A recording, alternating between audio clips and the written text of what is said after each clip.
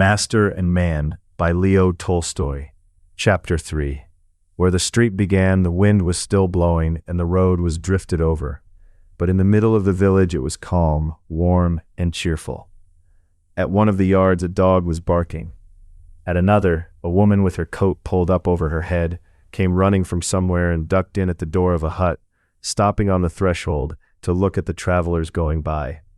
From the middle of the village came the sound of girls singing. In the village there seemed to be less wind, less snow, and less frost. "Why, this is Grishkino," said Vasily Andrich. "So it is," answered Nikita. And Grishkino it was. It turned out they had strayed to the left and driven some 8 versts not quite in the direction they needed to go, but toward their destination all the same. From Grishkino to Gorachkin it was about 5 versts. In the middle of the village they came upon a tall man walking down the center of the street. "Who's that driving?" the man shouted. He stopped the horse and, recognizing Vasily Andrich at once, took hold of the shaft, worked his way along it hand over hand to the sledge, and sat himself down on the driver's seat. It was Isay, a peasant Vasily Andrich knew, famous throughout the district as its leading horse thief. "Ah, Vasily Andrich, and where's God taking you?" said Isay, breathing over Nikita the smell of the vodka he had been drinking. "We were headed for Gorachkin." "Look where you've ended up. You should have gone by Malakovo." "Should have, yes, but we missed it," said Vasily Andrich, pulling up the horse. "That's a good little horse," said Isay, looking the horse over and with a practiced hand pulling tight the loosened knot of the horse's thick tail right up to the dock. "Well then, staying the night?" "No, brother, we have to get on. Pressing business, it seems. And who's this?" "Ah, Nikita Stepanich." "Who else?" answered Nikita. "But listen, dear soul, how do we keep from going wrong again?" "Where could you go wrong here? Turn back straight down the street, and once you're out, keep straight on. Don't bear left.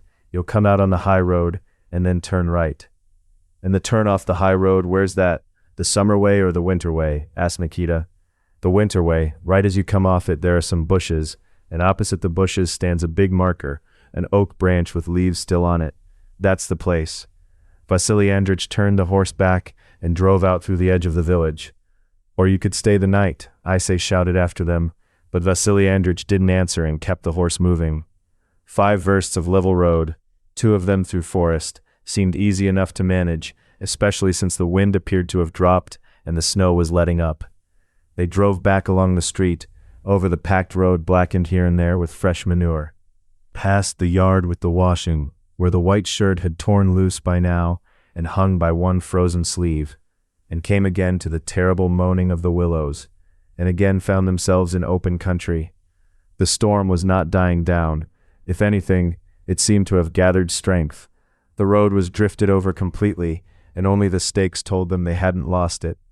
But even the stakes ahead were hard to make out, because the wind was in their faces. Vasily Andrich squinted, bent his head low, and studied the stakes.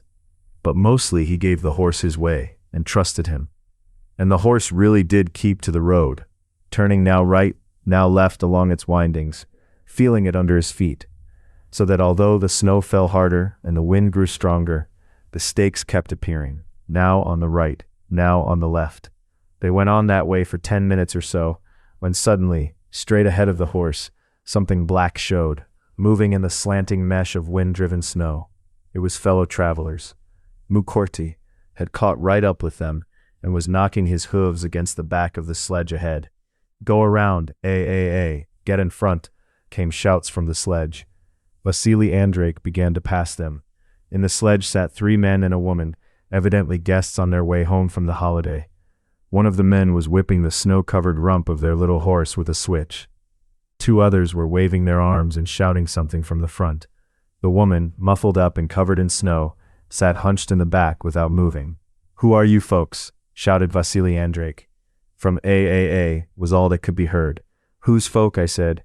"A," one of the men roared with all his might, but even so there was no making out the name. "Lay it on, don't give way," shouted another, never stopping his work with the switch. "Coming from the holiday, are you?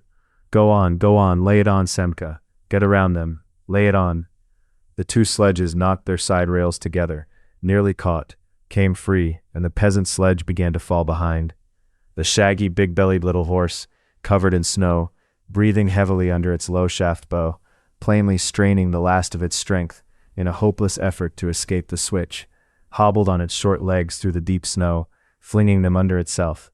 Its muzzle, a young one clearly, the lower lip drawn up like a fish's, nostrils wide, ears flattened in fear, held level with Nikita's shoulder for a few seconds, and then began to drop back. "See what drink does," said Nikita. "They've worn that little horse right out. Heathens, the lot of them." For a few minutes they could hear the snorting nostrils of the worn-out little horse and the drunken shouting of the men. Then the snorting faded, then the shouts died away too, and around them once more nothing could be heard but the wind whistling past their ears, and now and then the faint squeak of the runners on wind-bared patches of road. The encounter cheered Vasily Andreich and gave him heart, and he drove on more boldly, not checking the stakes, trusting the horse. Nikita had nothing to do, and as always at such times he dozed, making up for a great deal of lost sleep. Suddenly the horse stopped, and Nikita nearly pitched forward onto his nose. "You know, we're going wrong again," said Vasily Andreich. "No stakes to be seen. We must be off the road again." "Off the road then, we look for it," Nikita said shortly. He got up and went off walking over the snow again, stepping lightly on his pigeon-toed feet. He walked a long time, disappearing from view, appearing again, disappearing again, and at last he came back. "No road here, maybe somewhere up ahead," he said, sitting down on the sledge. It was growing noticeably dark by now. The storm was not getting worse, but it was not easing either. "If we could only hear those fellows," said Vasily Andreich. "They haven't caught up, see? We must have strayed a long way off. Or maybe they're lost too," said Nikita. "Where do we head then?" said Vasily Andreich. "We give the horse his head," said Nikita. "He'll bring us there." "Hand me the reins." Vasily Andreich gave up the reins all the more willingly because his hands, even in their warm gloves, were beginning to freeze. Nikita took the reins and simply held them, trying not to stir them, rejoicing in the good sense of his favorite. And sure enough, the clever horse, turning one ear and then the other, now this way, now that, began to come around. "The one thing he can't do is talk," Nikita kept saying. "Look at him work. Go on, you know the way. That's it, that's it." The wind was at their backs now and it felt warmer. "And clever too," Nikita went on, still delighting in the horse. "The little Kyrgyz, he's strong, but he's stupid. This one, look what he does with his ears. He needs no telegraph. He can smell the way a verst off." And not half an hour had passed before something dark really did show ahead of them, forest or village, and on the right the stakes appeared again. They had evidently come out onto the road once more. "Well, if that isn't Grishkino again," Nikita said suddenly. And so it was. Now on their left was that same barn, with the snow blowing off it, and farther on the same line of frozen washing, the shirts and trousers still thrashing as desperately as ever in the wind. Again they drove into the street. Again it turned quiet, warm and cheerful. Again the manure-marked road could be seen. Again there were voices and songs. Again a dog barked. It was so dark now that lights were burning in a few of the windows.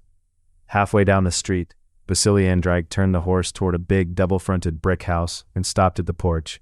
Nikita went up to the lighted, snowed-over window, where flying snowflakes glittered in the light, and knocked with the whip handle. "Who's there?" A voice answered his knock.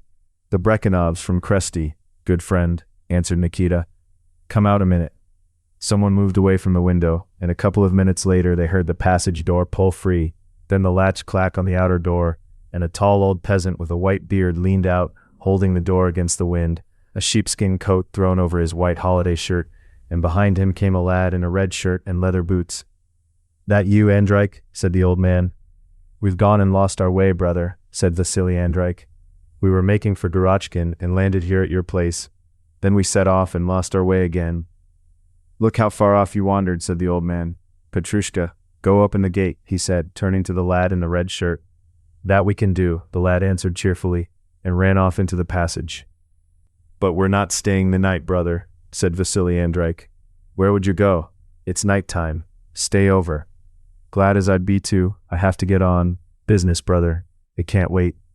"Well, warm yourself at least. The samovar's just ready," said the old man. "Warming up, that we can do," said Vasily Andreich. "It won't get any darker, and when the moon rises it'll be lighter. Shall we go in and warm up, Nikita?" "Well, why not?" A man can warm himself, said Nikita, who was chilled through and wanted very much to thaw his frozen limbs somewhere warm. Vasily Andreich went into the hut with the old man, and Nikita drove in through the gate Petrushka had opened, and following his directions, backed the horse in under the shed roof. The shed floor was deep in manure, and the tall shaft bow caught on the roost beam. The hens and the rooster, already settled on the beam for the night, clucked their complaint and scrabbled at it with their feet. The startled sheep shied to one side, stamping their hooves on the frozen manure. The dog, yelping desperately in fear and fury both, burst into puppyish barking at the stranger. Nikita had a word with them all. He apologized to the hens and promised not to trouble them again, scolded the sheep for taking fright when they didn't even know what they were afraid of, and went on reasoning with the little dog the whole time he was tying up the horse. "There, that'll do nicely," he said, beating the snow off himself. "Just hear him going," he added for the dog. "That'll do. Come now, that's enough, silly, enough. You're only wearing yourself out," he said. "We're not thieves, we're friends. And those, as the saying goes, are the 3 household counselors," said the lad, and with one strong arm he swung the little sledge that had been left outside, in under the shed roof. "How do you mean, counselors?" said Nikita.